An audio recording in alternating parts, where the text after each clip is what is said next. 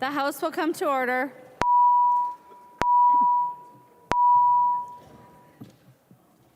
Prayer by the chaplain. We pause as the 2022 legislative session is at its beginning, full of hopes and dreams for a better future. We pause in this moment of redistricting on the eve of the changing map of our state. May we celebrate the ever-growing diversity of Minnesota. Bless this legislative agenda and may decisions be fruitful for the common good. Grant that each of you use your ears to listen to the people you serve and your lips to speak with wisdom, to act justly and righteously, to serve the people of our great state. May you make your deliberations and decisions in a respectful manner and focus on being meaningful and relevant for our times. May you defend the oppressed and humbly care for the homeless, the hungry, and all those in need. We sanctify your work and purify your lives as you move from prayer to purpose, from words to actions. Oseh shalom bimromav hu ya'aseh shalom aleinu v'al kol Yisrael v'al kol yoshvei tevel v'imru amen. May the source who creates peace in the heavens bring peace and understanding to all of us, to our neighbors, to one another, and let us say amen. Amen. The chaplain for today is Rabbi Marcy Zimmerman from Temple Israel, Minneapolis, Minnesota. Pledge of Allegiance. Please remain standing and recite the Pledge of Allegiance to the flag of the United States of America. I pledge allegiance to the flag of the United States of America and to the republic for which it stands, one nation, under God, indivisible, with liberty and justice for all. The clerk will take the roll.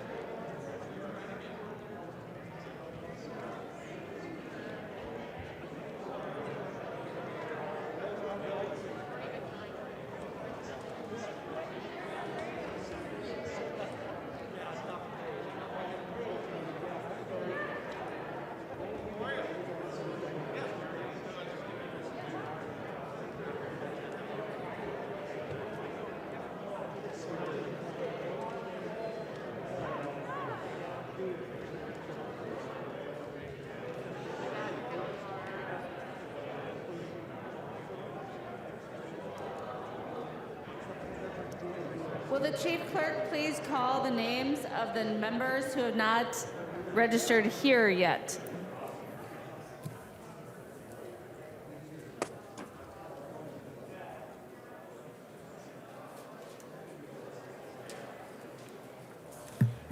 Bliss.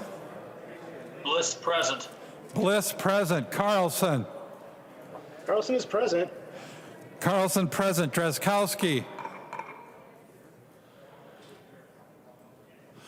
Drazkowski. Franzen. Franson, present. Franzen, present. Green.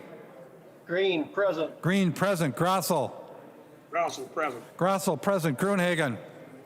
Gruenhagen, present. Gruenhagen, present. Hamilton. Hamilton, present. Hamilton, present. Hassan. Hassan is present. Hassan, present. Hausman. Hausman, present. Hausman, present. Heinrich. Heinrich, present. Heinrich, present. Mason.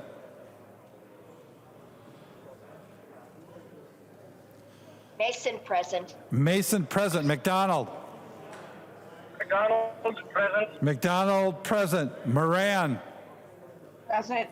Moran, present. Nelson M. I got you. Nelson M., present. Nelson M. present. Pinto.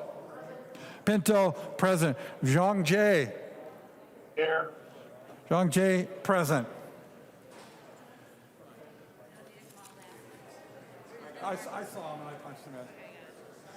The clerk will close the roll.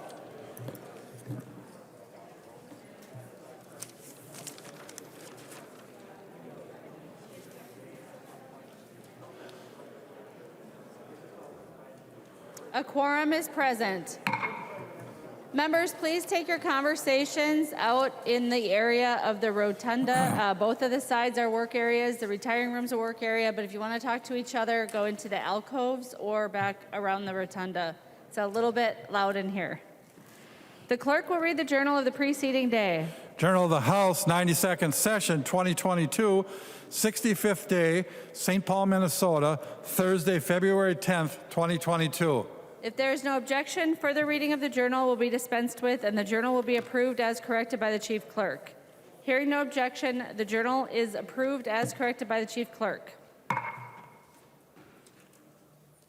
Reports of standing committees and divisions. A copy of this order of business is online. If there is no objection, the reports will be adopted. Hearing no objection, the reports are adopted. Second reading of House files. Second reading House File number 2354. Second reading. Second reading House File number 2927. Second reading. And second reading House File number 3136. Second reading. Introduction of bills. The following House files have been offered for introduction today. The chief clerk will report the House files and give them their first reading. Introduction of first reading of House Files 3320 through 3445. First reading House files 3320 through 3445. Messages from the Senate. Message from the Senate. Madam Speaker, I hereby announce the passage by the Senate of the following Senate files herewith transmitted. Senate file numbers 2677, 2774, and 2848. The message is signed Cal R. Ludeman, Secretary of the Senate. First reading of Senate files. First reading Senate file number 2677, an act relating to unemployment insurance. The bill is being referred to the Committee on Workforce and Business Development, Finance, and Policy. First reading Senate file number 2774, an act relating to human services. The bill is being referred to the Committee on Human Services, Finance, and Policy. First reading Senate file number 2848, an act relating to public safety. The bill is being referred to the Committee on Public Safety and Criminal Justice Reform, Finance, and Policy. Motions and resolutions. There are copies of the non-controversial motions at the House desk and online. If there is no objection, we will take action on these motions first. Hearing no objection, the motions prevail.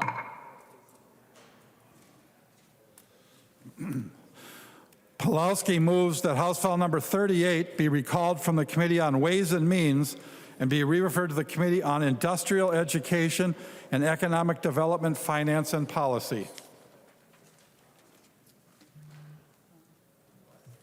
The member from Winona, Representative Pulowski. Madam Speaker and members, House File 38 is the bill to restore the disaster account. That was done during the special session, so I'm asking that House File 38 be returned to the Industrial Education Committee, and we will see what uses it might have this session. Any discussion? Hearing none, all those in favor, please say aye. Those opposed, please say no. The motion prevails. Daniels moves that House File number 3144 be recalled from the Committee on State Government, Finance, and Elections and be re-referred to the Committee on Health, Finance, and Policy. The member from Rice, Representative Daniels. Thank you, Madam Speaker. That is my motion. We are trying to create a board of interpreter licenses, and it was referred to state finance by mistake. So our motion is to bring it back to health, policy, and finance. We've talked to both chairs, and they're fine with re-referring it. Thank you. Seeing no discussion, all those in favor, please say aye. Aye. Those opposed, please say no. The motion prevails. Becker Finn moves that House Bill number 3249 be recalled from the Committee on State Government, Finance, and Elections and be referred to the Committee on Judiciary, Finance, and Civil Law. The member from Ramsey, Representative Becker Finn. Thank you, Madam Speaker. That is my motion. Members, this is this year's Safe at Home bill. It's typically heard in the Judiciary and Civil Law Committee. I have talked to the other chair, and we agree that this is the right motion. Hearing no discussion, all those in favor, please say aye. Those opposed, please say no. Motion prevails. Moeller moves that House Bill number 3303 be recalled from the Committee on Judiciary, Finance, and Civil Law and be re-referred to the Committee on Commerce, Finance, and Policy. The member from Ramsey, Representative Moeller. Thank you, Madam Speaker. Yes, that is my motion. This bill has to do with long-term care insurance and long-term disability insurance. I've spoken to the chairs who are in agreement. Seeing no discussion, all those in favor, please say aye. Those opposed, please say no. The motion prevails. I'll introduce it.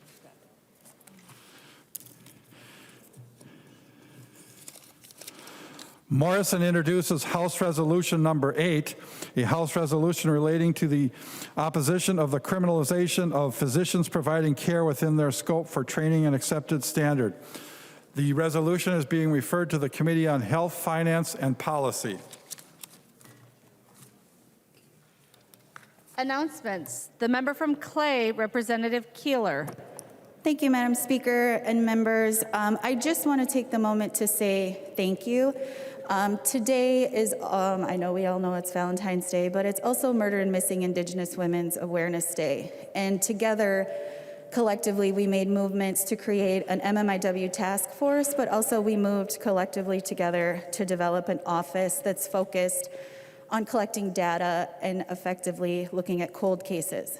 In the state of Minnesota, one of the things that we learned is that though we make up 1% of the population, between 2010 and 2018, 8% of the murders in Minnesota were Indigenous women or girls. That is obviously really horrible, but then also between 2012 to 2020, at any given time, 28 to 54 Indigenous relatives are missing in our own state.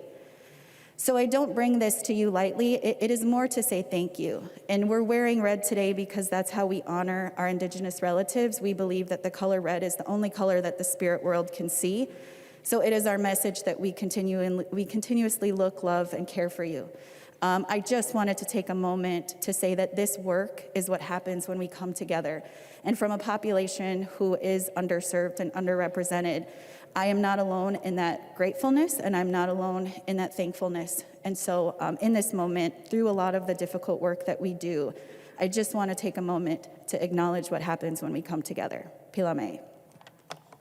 The member from Goodhue, Representative Haley. Thank you, Madam Speaker, and thank you, Representative Keeler, for bringing this to all of our attention today. This office of the Missing and Murdered Indigenous Women's Office was a result of work from a bipartisan task force that I had the honor to serve on. It is a first in the nation office. And so as Representative Keeler stated, we can be very proud of this work that was accomplished together. It's important work and it's sad work. It is tragic, the information that we brought to light through the work on this task force. And we hope that this trend can not only change, but stop through the work of this new office. So I join Representative Keeler in the respect that this day deserves, and again, hope that we can make some significant progress on this issue in the future. Thank you, Madam Speaker. The member from Hennepin, Representative Edelson. Thank you, Madam Speaker and members. I wanted to remind the body that this Friday, February 18th, is Our State, Our Future. We are hosting a bipartisan, bicameral event with the Humphrey Institute at Humphrey. Encourage all the members to sign up. Thank you. The member from Hennepin, Representative Nelson. Thank you, Madam Speaker and members. The State Government Finance Committee will reconvene at 4:30. Thank you. The member from Chisago, Representative New Brindley.